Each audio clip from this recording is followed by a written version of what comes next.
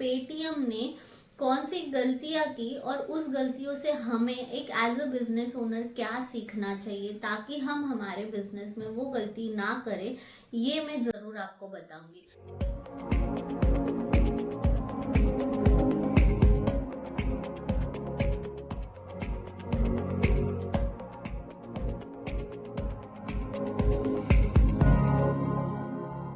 Hello everyone, आप सभी ने पेटीएम बंद हो रहा है, पेटीएम को ताला लग गया है, ऐसे काफी सारी न्यूज देखी होगी एंड काफी सारे यूट्यूबर्स ने इसके ऊपर केस स्टडीज भी बनाई है। आज मैं आपको पेटीएम ने क्या किया, क्या गलती की, उसने क्या नहीं करना चाहिए था, मैं वो जर्नी नहीं बताऊंगी बिकॉज आप सभी ने वो ऑलरेडी देखा हुआ है।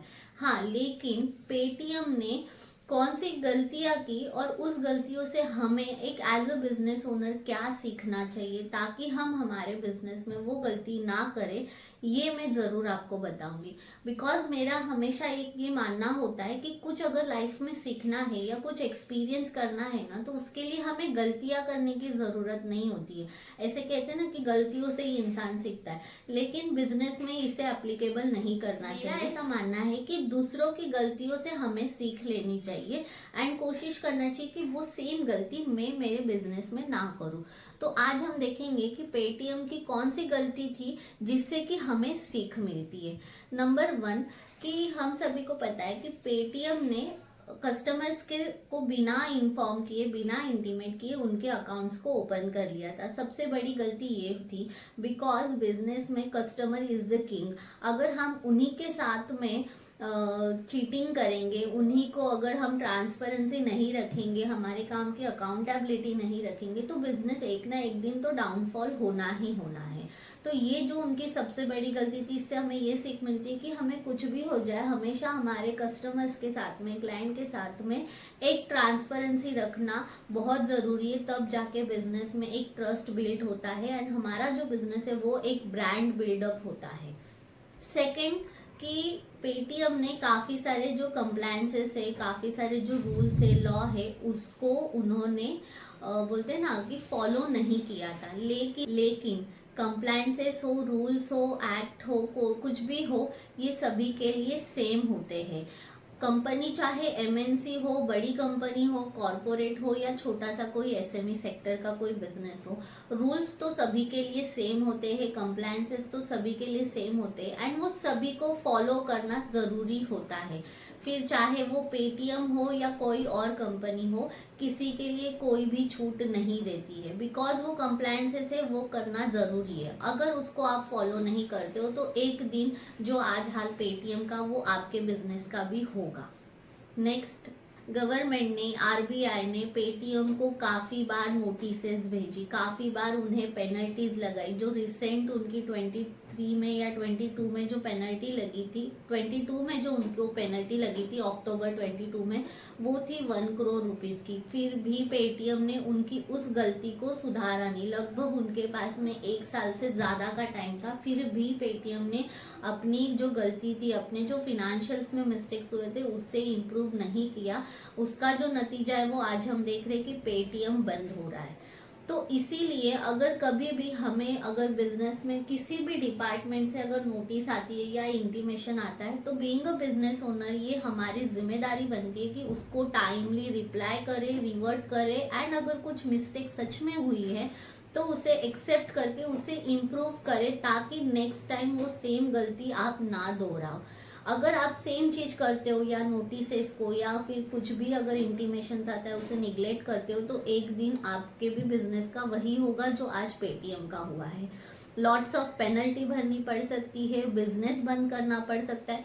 स्पेशली जो प्राइवेट लिमिटेड या एलएलपी है, उन्हें तो ये बहुत ध्यान देना चाहिए बिकॉज आरओसी एंड एमसीए के जो कंप्लायंसेस होते हैं वो बहुत ज़्यादा स्ट्रिक्ट होते हैं। जीएसटी, इनकम टैक्स के कंपेयर में उसके बहुत ज़्यादा स्ट्रिक्ट होते हैं। अगर आपने कोई भी कंप्लायंसेस को नेग्लिजिबल कर दिया, नेग्लिजेंस ला लिया, इग्नोर किया, तो आपके बिजनेस को जो है एनसीएलटी स्ट्राइक ऑफ कर देती है, बिजनेस को बंद कर देती है। उसके बाद आप कुछ भी उसमें एक्टिविटी नहीं कर सकते।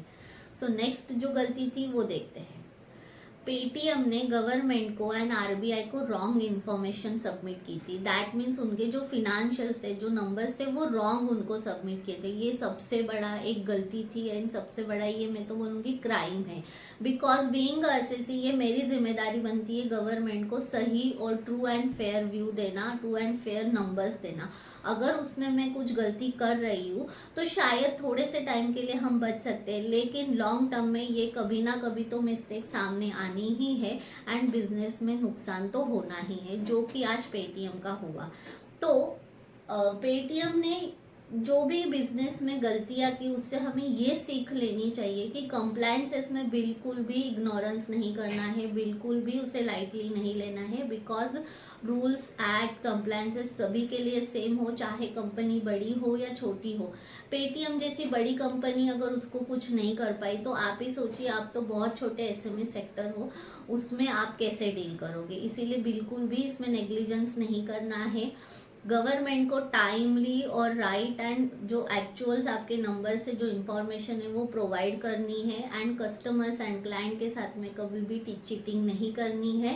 एक ट्रांसपेरेंसी बिल्डअप करना है ताकि आपका जो बिजनेस है वो एक ब्रांड बिल्ड होने में हेल्प हो सके एंड आपका बिजनेस अच्छे से आगे बढ़ सके। आई होप कि आपको पेटीएम का ये जो मुझे पॉइंट लगा, वैलिड पॉइंट लगा कि हमें पेटीएम से ये सीख लेनी चाहिए, जो मैंने आपको बताया वो आपको अच्छा लगा हो एंड आपको समझ में आया हो कि बीइंग अ बिजनेस ओनर हमें कौन सी गलतियां नहीं करनी चाहिए। तो अगर आप भी सोच रहे हो आपके बिजनेस को एक लेवल पे लेके जाने का, तो आपको डे वन से ही वो सिस्टम एंड प्रोसेस में बिजनेस करना ज़रूरी है, डिसिप्लिन में बिजनेस करना बहुत ज़रूरी है। आप अगर सोचोगे अभी मेरा बहुत छोटे लेवल पे रहे, बाद में देखेंगे, तो मेरी बात मानिए, स्टार्टिंग एक दिन से ही होती है। एंड अगर डे वन को अगर आप डिसिप्लिन में बिजनेस नहीं कर रहे हो, सिस्टम एंड प्रोसेस को डेवलप नहीं कर रहे हो, तो जब आपका बिजनेस बड़ा हो जाएगा तब तो आप कर ही नहीं पाओगे। बिकॉज तब आपके पास में दूसरी प्रायोरिटीज होगी, बहुत सारे काम होंगे। इसीलिए डे वन से सिस्टम एंड प्रोसेस पे ध्यान दीजिए ताकि आपके साथ भी जो आज पेटीएम के साथ हुआ है वो ना हो। अगर वीडियो अच्छा लगे तो हमारे चैनल को सब्सक्राइब करें।